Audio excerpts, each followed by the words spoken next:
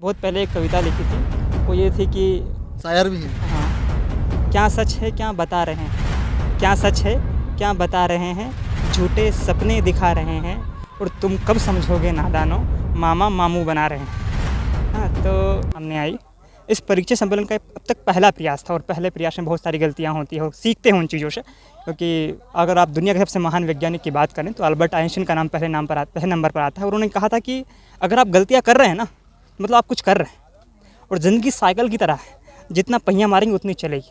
तो यहाँ हमने सीखा कि हमें आगे और क्या करना है, कहाँ कितनी कमियाँ रह गई है और शिक्षा पर सबसे ज़्यादा जोर देना है, क्योंकि यहाँ पर जो लोग आए हैं वो गरीब तबके के लोग हैं। उनमें कोई मिस्त्री का काम करता है, कोई मजदूर करता है। तो हमारी कोशिश क्या है कि हम शिक्षा पर जोर दें। हमारी कोशिश संविधान के सपने को हमें मिलकर पूरा करना है, दर दर शिक्षा के दीप जलाना, हर घर रोशन करना है।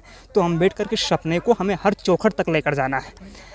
इसके लिए हम जो गंभीर जिस तरह देखा जाए तो आप संविधान के निर्माता D.R. अम्बेडकर, जिस तरह संविधान के निर्माता भीमराव अम्बेडकर से आप ताल्लुक़ रखते हैं, उनकी विचारधारा को लेकर आप चलते हैं और जिस तरह आप उनकी विचारधारा के बारे में लोगों को समझाते हैं, तो लोग क्या इस चीज़ को समझ पाते हैं अभी? देखो, अम्बेडकर को मानने वालों में एक चीज़ बड़ी है कि अम्बेडकर की तस्वीर की पूजा बड़ी है। अम्बेडकर के विचार अभी समाज तक जिस रूप में जाने चाहिए, जिस रूप में उन्होंने खुद को पेश किया, उस रूप में थोड़ा सा वक्त लगेगा। क्योंकि अगर आप देखेंगे इतिहास के पीरियड में सामाजिक परिवर्तन जो होते हैं ना, वो बहुत धीमी गति से होते हैं। अभी हमें आज़ाद हुए बहुत कम साल हुआ है और इतिहास में जो 75 साल होते हैं ना, ये बहुत कम काउंटिंग होती है, फिर भी समाज तेज़ी से बदल रहा है। तो ऐसा नहीं कि अम्बेडकर के विचार समाज में जा नहीं रहे हैं, अम्बेडकर के विचार समाज में जा रहे हैं, लोग लगातार मेहनत कर रहे हैं, लेकिन कुछ कमियां रह रही हैं। तो हम जैसी नौजवान पीढ़ी जो आएगी उन कमियों को सुधारेगी, उनका परिष्कार करेगी। दोस्तों, कहीं ना कहीं हमारी समाज कहती है कि अभी हमारा समाज आज़ाद नहीं हुआ। वही तो, आज़ादी का मतलब क्या है? आज़ादी का मतलब है सबको आज़ादी। आज़ादी का मतलब है अगर किसके पास शिक्षा नहीं है तो फिर उसे कैसी आज़ादी? वो तो उन्हीं चीज़ों में अटका हुआ है, गरीबी में अटका हुआ है, उसके पास तो चीज़ों को समझने की क्षमता नहीं है। देखो, कार्ल मार्क्स ने एक पुस्तक लिखी थी द जर्मन आइडियोलॉजी। उसमें उसने एक अच्छी कोड कही थी कि जो है कि चेतना है ना, वो समाज से जीवन से प्रभावित नहीं होती, बल्कि जीवन चेतना से प्रभावित होता है। मतलब आप जैसा आसपास देखेंगे आपकी चेतना वैसी हो जाएगी। तो उन्होंने क्या कहा कि समाज में अगर आपको जाना है तो समाज के लास्ट के व्यक्ति का भी विकास करना होगा और उसका विकास करने के लिए आपको, देखो, समाज में डॉक्टर अम्बेडकर ने जब रिजर्वेशन दिया ना, तो उन्होंने दलीलें दी कि रिजर्वेशन देना, अगर समाज में कॉन्स्टिट्यूशन असेंबली में जब आरक्षण दिया गया तो उसकी बहुत लंबी लंबी बहसें चली। आप पढ़े कॉन्स्टिट्यूशन असेंबली की डिबेट, तो आपको पता चलेगा कि अम्बेडकर ने कितनी बड़ी बड़ी डिबेट के ऊपर। और जब आरक्षण आया तो उन्होंने कहा कि समाज का जो व्यवहार है ना, वो पिछले 5,000 सालों से आया है, हम उसे अचानक से परिवर्तन नहीं कर सकते। जैसे गांधी कहता ना कि हम प्रचार करेंगे, हम लोगों को जाकर बताएंगे कि हम जातिवाद खत्म कर देंगे, लेकिन अम्बेडकर सैद्धांतिक नहीं थे, अम्बेडकर आदर्शवादी नहीं है, अम्बेडकर व्यवहारिक है कि ज़मीन पे क्या हकीकत है। तो ज़मीन पे जो हकीकत है, फिर उन्होंने वो दलीलें रखी, उन्होंने कहा कि रिजर्वेशन होना चाहिए। सरदार पटेल, नेहरू बाद में सब मान गए कि रिजर्वेशन होना चाहिए। तो डॉक्टर अम्बेडकर का बड़ा कॉन्ट्रीब्यूशन है। और डॉक्टर अम्बेडकर ना सिर्फ समाजशास्त्री है, ना सिर्फ सामाजिक नेता है, उनका आप आर्थिक दर्शन पढ़ेंगे ना तो आप दीवाने हो जाएंगे। गजब का आर्थिक दर्शन है उनका। जो रिजर्व बैंक की नींव पड़ी है RBI की, डॉक्टर अम्बेडकर की एक पुस्तक है द प्रॉब्लम ऑफ रूपी, उस पर उन्होंने उसको डिस्कस किया है कि उसका एक पूरे देश का एक सेंट्रल बैंक होना चाहिए, वो उसको बता रहे हैं। तो डॉक्टर अम्बेडकर को एक क्षेत्र में मान देना कि सामाजिक क्षेत्र में दलितों के नेता, महिलाओं के लिए कॉन्स्टिट्यूशन असेंबली में सबसे ज़्यादा कोई लड़ा था तो वो अम्बेडकर थे। अम्बेडकर ने हिंदू धर्म को छोड़ दिया और बुद्ध धर्म को अपना लिया, फिर भी वो संसद में नेहरू से इस बात के लिए लड़ रहे हैं कि हिंदू कोड बिल लाओ।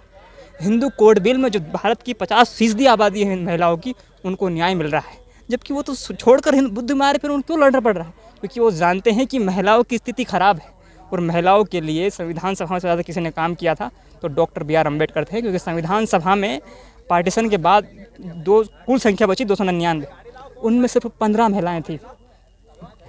दक्षिण वेलायुधन साहब थी और बहुत सारी नेताएं थी। नहीं, कहीं ना कहीं जैसे कोई NRC पे लड़ रहा है, कोई ST/SC पे लड़ रहा है, कोई बोले ST/SC हटाइए, तो क्या लगता है आपको? देखो, NRC ST/SC एक्ट में संशोधन एक धारा में हुआ था। देखिए, उस धारा को कमज़ोर कर देना मतलब पूरे एक्ट को ख़त्म कर देना था। उसमें ये कहा गया था कि भैया ज़मानत मिल जाएगी उसमें, है? अब बता दीजिए, पूरे कानून का जो मूल है आप उसको ख़त्म कर रहे हैं। जब आप भी अब उस SC/ST एट्रोसिटी एक्ट की बात करोगे तो अब भी वो इम्प्लीमेंट नहीं हो रहा है। उसमें एक सेक्शन मैंने पढ़ा था उसको, तो उसमें एक सेक्शन ये भी है कि अगर किसी गरीब ने कहीं जगह, अगर गवर्नमेंट भी अगर उस पर कोई सवर्ण आधिपत्य कर लेता है तो गवर्नमेंट ज़मीन चाहे वो गवर्नमेंट ज़मीन है, फिर भी उस पर SC/ST एक्ट लागू होता है। हमारे लोगों के पास शिक्षा नहीं है, अच्छे एडवोकेट नहीं है। एडवोकेट है लेकिन जितनी संख्या में होना चाहिए ना, उतनी संख्या में नहीं। बाबा के दीवाने। देखो दीवाने, अम्बेडकर क्या कहते थे, दीवाने मत बनो किसी के, भक्त मत बनो किसी के, फैन मत बनो किसी के। बुद्ध ने क्या कहा? बुद्ध ने तो कहा कि अगर मैं भी गलत हूँ ना तो मुझे भी खारिज कर जी, मेरे सामने भी खड़े हो। बुद्ध ने यही तो कहा उनसे कि आप मेरे सामने भी खड़े हो, मुझसे भी सवाल करो तो मुझे अच्छा लगेगा। आप बुद्ध से सीखिए टीचर कैसा होता है। एक बुद्ध की कहानी है कि एक व्यक्ति आता है और बुद्ध के ऊपर थूक देता है, तो बुद्ध गुस्सा नहीं होता, पूछते कि आपने ऐसा क्यों किया। फिर वही व्यक्ति दोबारा आता है, उसके चरणों में गिर जाता है। तो बुद्ध कहते हैं एक टीचर को कैसा होना चाहिए, एक टीचर में धैर्य होना चाहिए, उसमें वो सेंस होना चाहिए कि समाज को संदेश दे सकें। बुद्ध दुनिया में क्यों पहुंचा? भारत में मूर्ति पूजा भगवानों की होती है, लेकिन जब आप इतिहास को उठाएंगे तो आर्कोलॉजिकल एविडेंस ये बताते हैं कि भारत में जो पहली मूर्ति पूजी गई थी वो बुद्ध की थी। हम तो शोषण करेंगे, बाबा है झोला उठाकर चल देंगे। अरे झोला उठा के नहीं, देखो ऐसा है, बाबा झोला उठा के नहीं चल रहे हैं, बाबा बिजनेस कर रहे हैं। कितनी बड़ी कॉर्पोरेट कंपनी खड़ी कर ली है, देख लो। हैं तो बाबा है ना, मामू बना रहे हैं। तो बाबा ये देखो, कुछ चीज़ें अपने समाज को समझनी पड़ेगी। एक चीज़ ये है कि आइडियोलॉजी का डिफरेंस हमारे बीच बहुत ज़्यादा है और हमें समाज की जो है ना वो चेंज करनी पड़ेगी मेंटलिटी। राजनीतिक परिवर्तन के लिए पहले जो सामाजिक परिवर्तन है ना वो ज़रूरी है। हालांकि राजनीतिक, देखो सामाजिक परिवर्तन, आर्थिक पावर भी ज़रूरी है। डॉक्टर अम्बेडकर कहते हैं, उनकी बुक में डिस्कस करते हैं कि हमारे समाज के पास आर्थिक संसाधन नहीं है। आप जानते हैं देश में कितने किसान हैं? इस देश में जितने किसान हैं ना, उसमें 60% ज़मीन सिर्फ 20% किसानों के पास है। और उनको 2-2 हज़ार रुपये दिए जा रहे हैं ना। 2-2 हज़ार दिए जा रहे हैं। स्कूल की फ़ीस कितनी मालूम है आपको? कितनी बताइए? 2,000 रुपये महीने की। मतलब आप एक बच्चा कॉन्वेंट में पढ़ेगा, एक बच्चा सरकारी स्कूल में पढ़ेगा। आप नई शिक्षा नीति आई तो मैंने उसे पहला ब्लॉक लिखकर बताया कि ये शिक्षा नीति गलत है। आप इंग्लिश को खारिज नहीं कर सकते। इंग्लिश हमारे देश में सिर्फ भाषा नहीं है, इंग्लिश हमारे देश में एक स्किल भी है।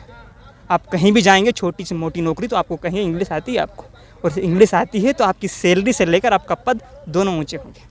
तो इंग्लिश, ऐसा नहीं कि इंग्लिश से हिंदी से मुझे कोई दुश्मनी है, लेकिन इंग्लिश, ये बात स्वीकारनी पड़ेगी कि इंग्लिश सिर्फ भाषा नहीं है, वो एक कौशल भी है, वो एक स्किल भी है। हम तो हिंदी पढ़ाएंगे, हम भारत के लड़कों लड़कियों को बाहर नहीं जाने देंगे। किसने कहा बाहर नहीं जानने?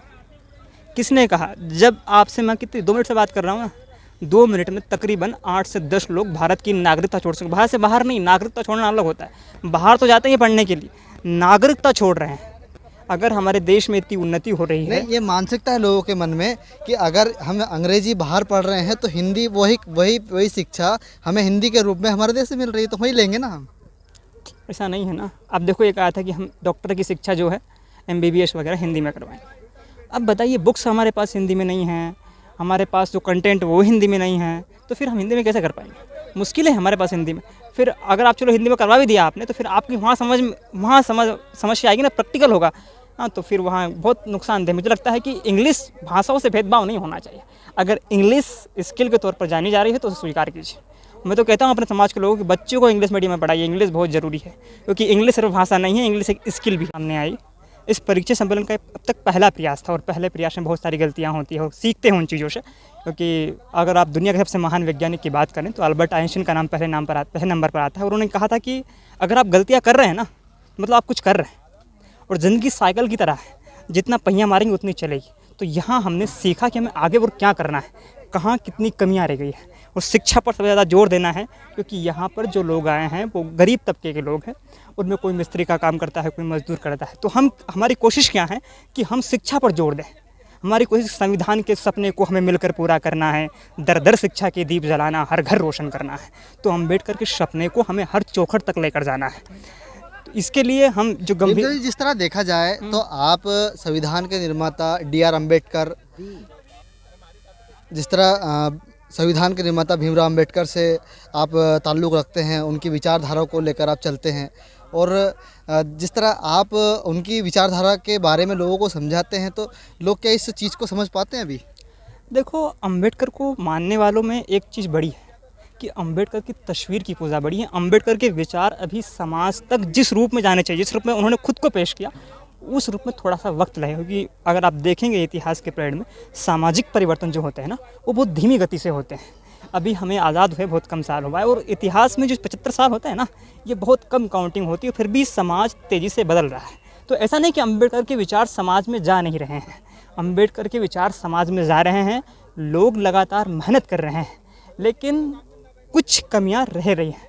तो हम जैसी नौजवान पीढ़ी जो आएगी, उन कमियों को सुधारेगी, उनका परिष्कार करेगी। दोस्तों, कहीं ना कहीं हमारी समाज कहती है कि अभी हमारा समाज आज़ाद नहीं हुआ। वही तो, आज़ादी का मतलब क्या है? आज़ादी का मतलब है सबको आज़ादी। आज़ादी का मतलब है अगर किसके पास शिक्षा नहीं है तो फिर उसे कैसी आज़ादी? वो तो उन्हीं चीज़ों में अटका हुआ है, गरीबी में अटका हुआ है, उसके पास तो चीज़ों को समझने की क्षमता नहीं है। देखो, कार्ल मार्क्स ने एक पुस्तक लिखी थी, द जर्मन आइडियोलॉजी।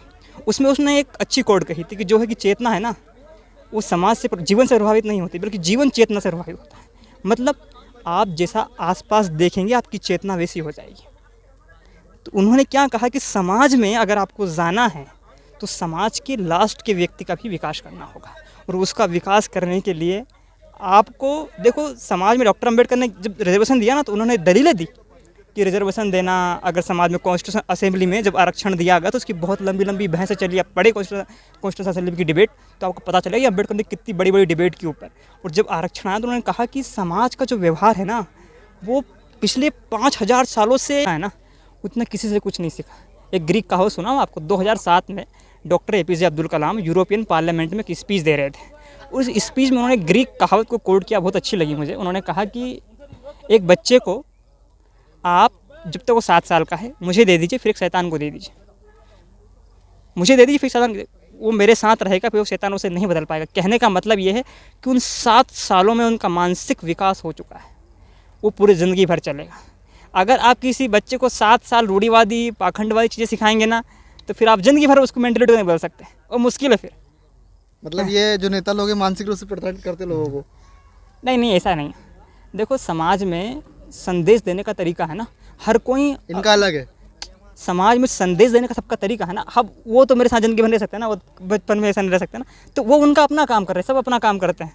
हाँ, तो वो अपना काम कर रहे हैं, वो बखूबी कर रहे हैं, जितनी पूरी क्षमता के साथ काम कर रहे हैं।